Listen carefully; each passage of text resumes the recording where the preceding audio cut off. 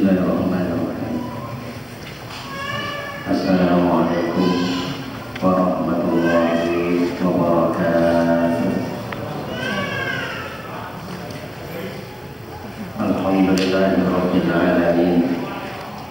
Nahmaduhu wa nasta'inuhu wa nastaghfiruh.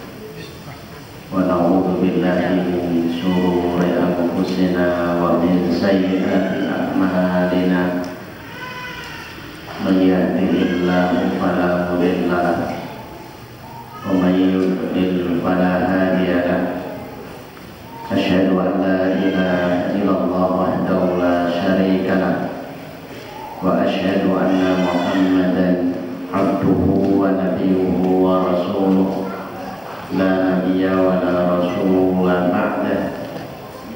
Wa qala tabaraka subhanahu ya ayyuhalladzina amanu taqullaha haqqa tuqatih wa la tamutunna illa wa antum muslimun. Ya ayyuhalladzina amanu taqullaha wa qulu qawlan sadida yuslih lakum a'malakum wa yaghfir lakum dzunubakum wa may yuti'illaha wa rasulahu faqad faza fawzan 'azima. Allahumma shrah sudurana wa tazawwas an sayyi'atina wa hab lana fahmal anbiya wal mursalin wa hab lana fahmas salafus salih. Allahumma anfa'na bima 'allamtana wa 'allimna ma yanfa'una wa zidna 'ilman wa na'udzu billahi min ahwali ahli nar. Allahumma la sahla illa ma ja'altahu sahla wa anta taj'alul hazna idza syi'ta sahla. Rabbi shrah li sadri wa yassir li amri wahlul 'uqdatam min lisani yafqahu qawli. Rabbi zidni ilma. Konfiti Bapak dan keringanan langkah yang diberikan Allah kepada kita sekalian sehingga kita bisa hadir melazimi majelis yang mudah-mudahan menjadikan umur kita, harta kita semakin berbarokah. Karena kalau urusannya waktu yang digunakan oleh kita lakukan sama. Waktu yang digunakan untuk taat dan waktu yang digunakan untuk maksiat itu sama. Hanya bagaimana mengisi waktu tadi yang menjadikan waktu itu bergelar barokah ataukah bergelar laknat dari Allah SWT. Tempat ini pun disebut mubarakah bukan karena tempatnya, tapi karena aktivitas apa yang dilakukan di tempat itu. Keberkahan tidak identik dengan bagus dan megahnya tempat. Karena kalau keberkahan itu disandingkan dengan bagusnya tempat, sungguh Hotel Ciputra, Hotel Kumaya itu jauh lebih bagus daripada masjid. Tapi masjid ini lebih berbarokah karena aktivitas taat dan amal salehnya lebih banyak di sini. Rumah yang mubarakah bukanlah rumah yang megah, tapi rumah yang banyak di dalamnya untuk ibadah.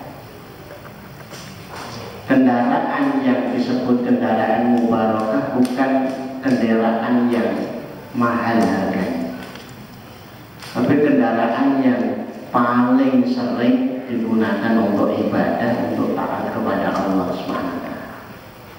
Begitu pula tubuh kita ini, tubuh yang mubarakah atau tidak, sejauh mana kita buat lelah untuk taat kepada Allah, untuk ibadah dan untuk dakwah. Karena hasilnya sama. Kalau kita ini tidak niatkan lelah dari waktu ke waktu untuk mengikuti taklim, tausiah, ceramah, itu lelah. Sama-sama lelahnya kalau diniatkan itu lain.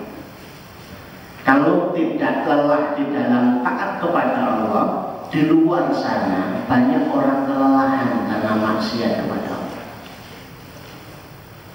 Kalau tidak keriput, rapuh, lemah, berkurang anggota tubuh kita ini dalam taat kepada Allah, maka hakikatnya di luar sana banyak yang keriput, berkurang, rapuh, bahkan penyakit-penyakit yang lain karena sebab maksiat kepada Allah. Bedanya kita punya alasan di hadapan Allah ketika mempertanggungjawabkan. Kenapa pandanganmu berkurang? Saking seringnya naik motor ya. Lampu saya nggak terang, sementara lampu yang lawan arah itu terang banget.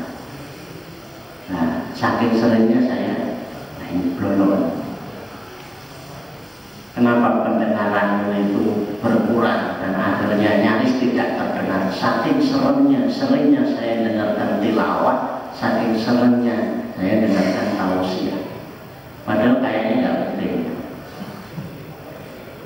Terlalu sering dengarkan tausiah dan tilawah terus lama-lama udah nggak ada ceritanya. Terlalu sepele banget. Kenapa kakinya asam urat, rematik? Saking seringnya saya naik motor ke tempat-tempat pengajian. So naik motor, ya naik motor, setelah itu pengajian, setelah itu mampir beli bakso. Berarti bukan karena naik motornya, karena beli baksonya. Ikhwanuddin, Bapak Ibu yang dirahmati Allah SWT, ada 3 rasa yang disebut oleh para ulama di dalam membahas tauhid seseorang di dalam beribadah kepada Allah SWT yang mesti hadir. Yang pertama adalah rasa cinta, yang kedua adalah rasa harap, yang ketiga adalah rasa takut. Al-mahabbatu war-roja'u wal-khawf. Setiap ibadah harus ada 3 hal ini. Setiap sholat mesti hadir di dalam hati itu al-mahabbatu war-roja'u wal-khawf. Setiap kita membaca Quran harus hadir rasa cinta, rasa harap, dan rasa takut. Setiap kita saum bulan Ramadan, saum Senin, saum hari Kamis, itu juga ada rasa cintanya, ada rasa harapnya, dan ada rasa takutnya. Setiap kita keluarkan sedekah kita, di situ ada rasa cintanya, ada rasa harapnya, dan ada rasa takutnya. Hanya saja ternyata 3 rasa ini susah ditempatkan pada ibadah-ibadah tadi. Kenyataannya memang sulit. Sholat saja yang paling sering kita lakukan. Jujur, yang muncul 3 rasa, apa 2 rasa, atau jangan-jangan 1 rasa, atau jangan-jangan tidak ada rasa belas. Mempunyai dengan sholat, apa ya? Orang sholat mau disiksa, berarti cuma 1. Namanya dengan sholat. Kemarin saya dengar tausiah katanya kalau sholat itu pahalanya 57 derajat kalau itu di masjid. Terus 1. Tidak mudah ternyata mengundang 3 rasa itu dalam 1 ibadah sekaligus. Ternyata menumbuhkan 3 rasa ini harus melalui sebuah proses pembibitan, dideder. Kayak orang tani sebelum menanam padi, dia punya persemaian. Setelah tumbuh sekian, kurang lebih kemudian dipindahkan di media. Maka tiga rasa ini kita semai dulu di satu ibadah, kemudian baru kita pindahkan, kita copy paste ke ibadah-ibadah yang lain, sehingga munculnya sama rasa tadi. Dan ternyata ketiga rasa itu mudah tersemai dalam media bernama ad-du'a. Karena ad-du'a disebut oleh Rasulullah SAW sebagai mukhul ibadah, intisarinya ibadah, otaknya ibadah. Ketika kita semai di sini ketiga rasa tadi, maka akan hidup. Dan ketika akan kita pindahkan kepada ibadah yang lain, maka akan lebih mudah dirasakan. Kenapa harus doa? Karena yang lebih nyata, lebih terasa. Jadi Bapak Ibu yang dirahmati Allah, kalau kita ini berdoa kepada Allah terdorong oleh rasa ingin hajat kita satu atau dua terkabulkan, tergerakkan oleh kebutuhan, kenyataannya kita akan menjadi orang-orang yang jarang berdoa.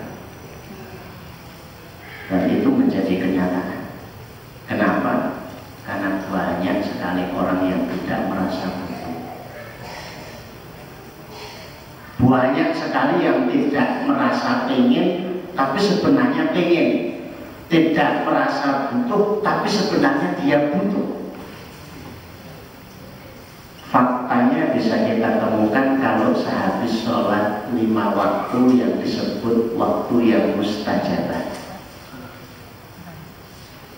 Apa yang dilakukan oleh orang-orang setelah zikir selesai atau setelah adzan, sebelum iqamah yang disebut waktu yang mustajabah? Apa yang diminta oleh kita sekarang? Langkah yang minta. Apalagi kok nangis, apalagi kok ngemis di hadapan Allah, mengibah dengan doa. Jangan. Andai kata itu berdoa bersama sekalipun, itu pun yang diminta rata-rata tidak mudah. Dengan nyono, loko amin amin,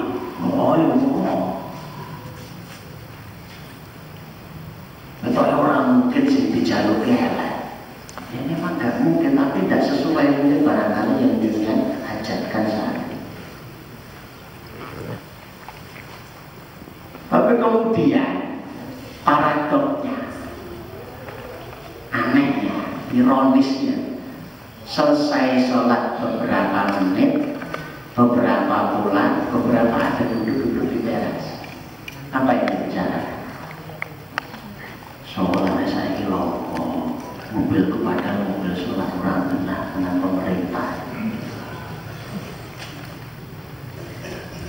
Masa bawa mulut gue bisa gitu, padahal aku dodolan soto, orang benar. Apalagi yang dikeluhkan, sekolahan-sekolahan sekarang itu sekolahan bisnis semuanya, jekat